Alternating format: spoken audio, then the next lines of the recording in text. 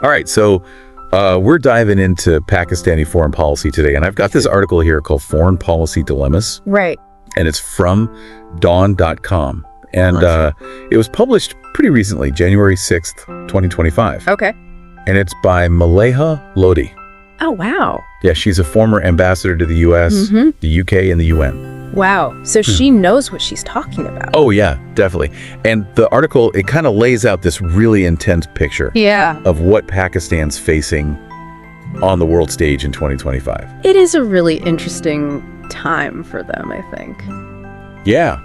Yeah, Lodhi really doesn't sugarcoat it at all. She kind of lays out how Pakistan is really at a crossroads right now in terms of their foreign policy. Yeah. And it's a bunch of factors that are going on. You've got like the global scene is really turbulent right now. Yeah. You've got the US and China, they're kind of vying for global power. Obviously, the war in Ukraine is still going on. Right. And the Middle East is... Yeah, the Middle East. Always hotbed. Always something going on. Yeah. And on top of that, we've got Donald Trump back in the White House for a second term. Right. It's like we can't get a break. Yeah, exactly. But one thing I found really interesting in this article was how Lodhi connects those events to what's happening inside Pakistan. Like, she argues that Pakistan's own shaky economy and the political uncertainty that they're dealing with really limit their options. Yeah, it really constrains their choices when it comes to foreign policy. Exactly. And I think she said something like... it's like you're trying to walk a tightrope, but at the same time, you're juggling flaming torches. Right, yeah. It's hard to get that balance. That's a great analogy. And actually, she uses this phrase, two-front scenario. Oh, yeah. And that immediately made me think of all those, like, Cold War spy novel, where those countries were always worried about being squeezed from both sides by like bigger global powers. So is that kind of what Pakistan is facing now? Yeah. Like a modern version of that Cold War pressure. Yeah, I think you could definitely say that. Yeah. They have to be very careful not to play favorites. Right. The U.S. is still a huge economic partner for them. It's their largest export market. Right. And they are a potential source of investment. Yeah. And the U.S. also has a lot of sway over these like international financial institutions, which Pakistan needs. Yeah. So they really can't afford to alienate the U.S. Okay, so there's one front that can't alienate the U.S. Exactly. But then you've got China. Exactly. And they've got this whole Iron Brother thing going on. Yeah, they have that long-standing strategic partnership that goes way back. Yeah. And it's about security. It's about economics. Yeah. Think about the China-Pakistan economic corridor. Right. That's CPEC, the huge infrastructure project. Yeah. That's designed to really kind of transform Pakistan's economy. Right, yeah. So that's hugely important to them. Hugely important. So here's the problem. Yeah. The U.S. and China are basically like in this global staring contest right now. Yeah, you could say that. They're not exactly the best of friends. No, not really. So how does Pakistan manage to be friends with both of them at the same time? That's the question. It's not like they can just send like a fruit basket and call it a day. A fruit basket is not going to cut it. No, definitely not. So Lodhi kind of suggests that Pakistan is trying to walk this really fine line by compartmentalizing their relationships. Okay. So they focus on specific areas of cooperation with each superpower, and they kind of try to avoid getting dragged into their broader rivalry. Yeah. So it's almost like if you're trying to have two best friends who absolutely hate each other, you know, and you can only talk about certain topics with one friend and certain topics with the other friend to avoid a massive blow up. Yeah, that's a good way to put it. Yeah. But how long can that really work? I mean, is that a sustainable strategy? That's a really good question. I mean, it requires a lot of diplomatic acrobatics. One wrong move, one perceived slight, and the whole thing could topple over. Yeah, and then they're forced to choose. Exactly. And that's a choice with huge consequences. Huge consequences. Yeah, and then to add even more complication to that, let's not forget about the wild card. Right. Donald Trump. He's back. He is back in the White House. Unpredictable as ever. And his relationship with Pakistan in the past has been, shall we say... A little turbulent. Yeah, a little turbulent. To put it mildly. Yeah, there were Twitter wars. Oh, yeah. Accusations. Even like a temporary freeze on aid. Right. But Lodhi points out that since the U.S. withdrew from Afghanistan, Pakistan's strategic value to them has kind of diminished. It has. So the question is, will Trump even care enough about Pakistan this time around to exert that kind of pressure again? Yeah, is it even worth his time? Or could he go the other way? He could. And see Pakistan as a way to get at China? It's possible. Yeah. Yeah, it's really hard to say. It feels like a total guessing game. It is a total guessing game. Trying to predict what he's going to do. You never know what he's going to tweet next. Exactly. So yeah, his return really adds this layer of unpredictability that further complicates Pakistan's already really delicate balancing act. Right. Yeah, so they're navigating a minefield blindfolded, basically. Yeah, exactly. Yeah. It's a tough situation. It is. But, on top of all that, things aren't exactly calm. No. On Pakistan's own doorstep either. Not at all. The article talks about this three-neighbor problem. Yes. The neighborhood. Right. Not very friendly. No, not really. So we're talking about Afghanistan, Yep. India, and Iran. Yeah, and each of those relationships is like its own... It's a whole other ball game. Yeah, it's a whole other... With each of those countries. Issue to deal with. Exactly. So let's start with Afghanistan. Okay. The article mentions recent airstrikes by Pakistan. Right. Inside Afghanistan, targeting TTP hideouts. Yeah, the TTP, or the Tehrik-e-Taliban Pakistan, is a militant group that has been launching attacks into Pakistan. Yeah, and so it seems like Pakistan feels like the Afghan government isn't doing enough to control them. Right. So they've kind of taken matters into their own hands with these airstrikes. They have. Which is a pretty risky move. It is. I mean, it could further destabilize the region. For sure. Yeah, so... tough situation. It's a security threat, but it's also a diplomatic headache. Exactly.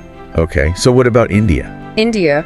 Relations seem to be in a deep freeze. They are completely frozen. Yeah. It's all about Kashmir. Right. That's the core issue. Yeah, and there's just no dialogue. There's no dialogue. It's really hard to manage those tensions. Right. And to prevent things from escalating. Yeah.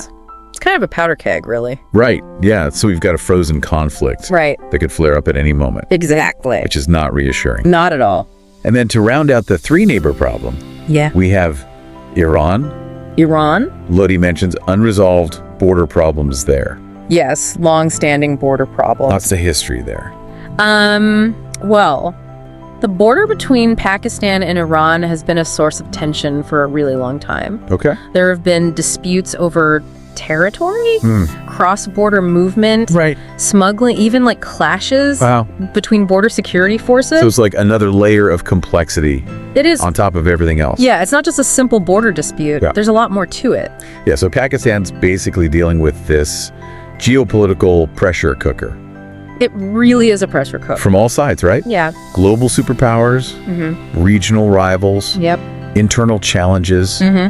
It's a lot. It is a lot to juggle. Yeah, it's a lot to process. Definitely. But you know what? We've only just scratched the surface of all these complex issues. There's so much more to unpack. Yeah, so let's take a quick break. Okay. When we come back, we'll really dive into the nuances of these challenges. Sounds good. We'll explore some potential strategies for navigating them and try to really make sense of what it all means for Pakistan's future. The future of Pakistan. So, okay, we've talked about this high-stakes game Pakistan is playing with the U.S. and China. Right. But I want to kind of dig a little deeper into what this compartmentalization strategy looks like in practice. Yeah. It sounds incredibly difficult to actually pull off. It is. It's really walking a tightrope between all these competing interests. Yeah.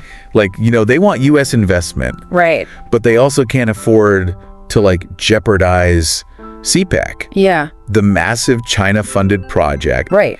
They need the U.S. for global financial institutions, but they also need China for security. Right. So it's they're trying to benefit from both. Exactly. Without getting caught in the crossfire. Yeah, get the benefits without the entanglement. But how risky is that strategy? Oh, it's very risky. Yeah. I mean, they're one misstep away from alienating one or both of them. And on top of that, you've got Trump. Oh, yeah. Who's so unpredictable. Right. He could just totally upend everything. He could. Yeah. And he's willing to break the norms. He doesn't play by the rules. No. He makes his own rules. Exactly. And his history with Pakistan shows he's not afraid to use pressure. No, he's not. He'll call them out publicly. Yeah. He might even withdraw support. So how do you think Pakistan will approach him? That's the million-dollar question. Yeah. Will they try to appease him? Right. Or will they be more assertive? Right. Because you could argue their strategic importance has diminished. since Afghanistan. Exactly. It's tough to say. It really is. They might try both. They might engage with him. Yeah, engage where it's useful. But also look for other partnerships. Right. Diversify. Hedge their bets. Don't put all your eggs in one basket. Exactly. Okay, so let's shift gears a little bit to the regional dynamics. Right. This three-neighbor problem. Yeah. Afghanistan, India, Iran. It's a tangled web.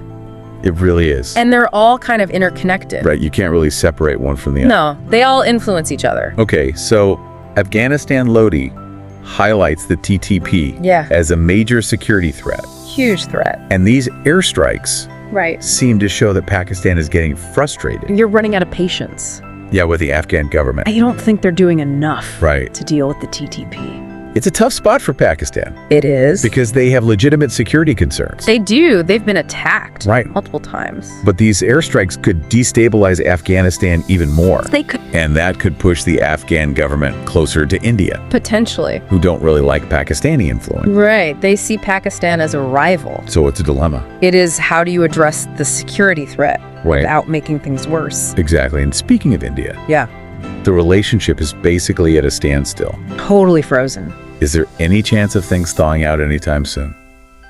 I don't see it. Yeah. I mean, Kashmir is the main issue. Right. And neither side is willing to budge. So no dialogue. And that makes miscalculation or escalation more likely. Exactly. It's a powder keg. And then there's Iran. Right. The other neighbor. What are the main issues there? Well, the border is a big one. Right. Those unresolved border issues. Constant source of tension. Smuggling, cross-border movement. But there's also like a bigger geopolitical rivalry too, right? Oh, yeah. Iran sees itself as a major power in the region. Okay. And they're wary of Pakistan.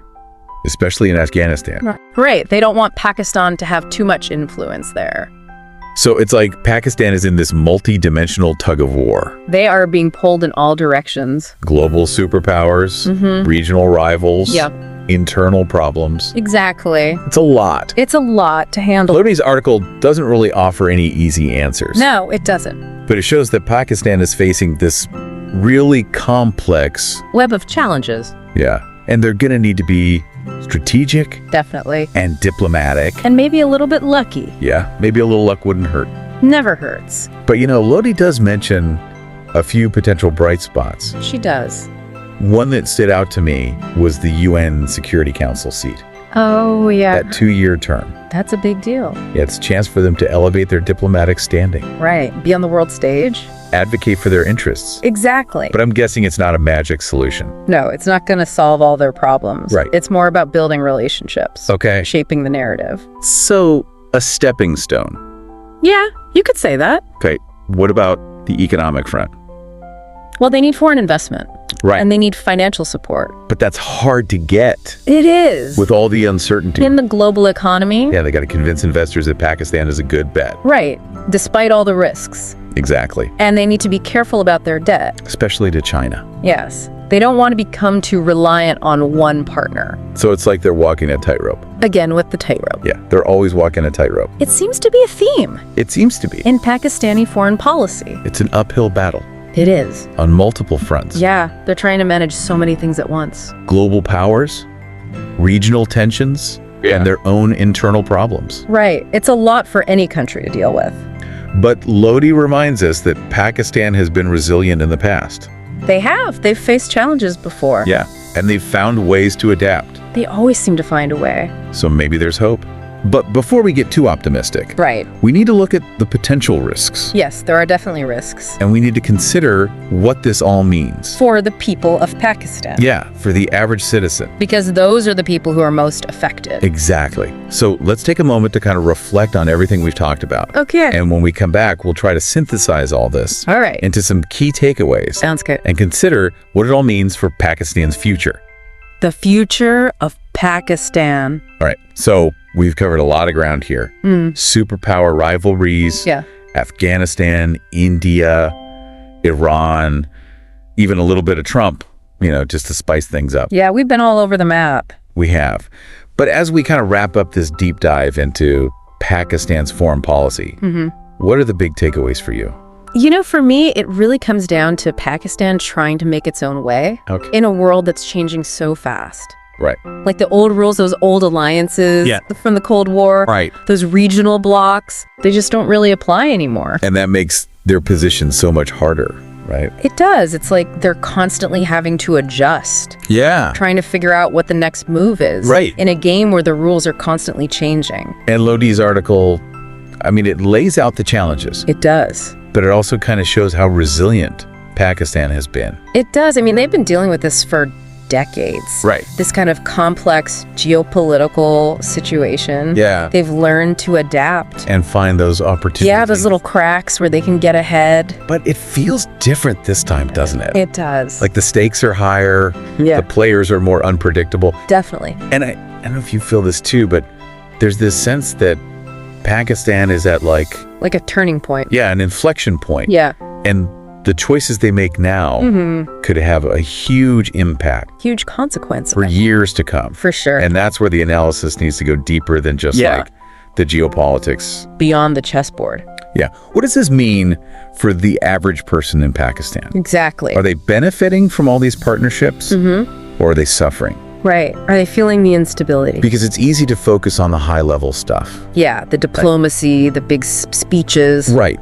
But at the end of the day, foreign policy is about people. It is. It's about their lives. And their well-being. Exactly. And that's why this is all so fascinating to me. I agree. Because Pakistan's story is like a microcosm of the world. Yeah, a mini version of all the challenges. Globalization versus national interest. New powers emerging. Right. The struggle for stability. In a world that's just chaotic. Totally chaotic. So as we wrap up here, I'm curious, what's your takeaway? Yeah, what are you thinking about after all this? Is it the U.S.-China Balancing Act?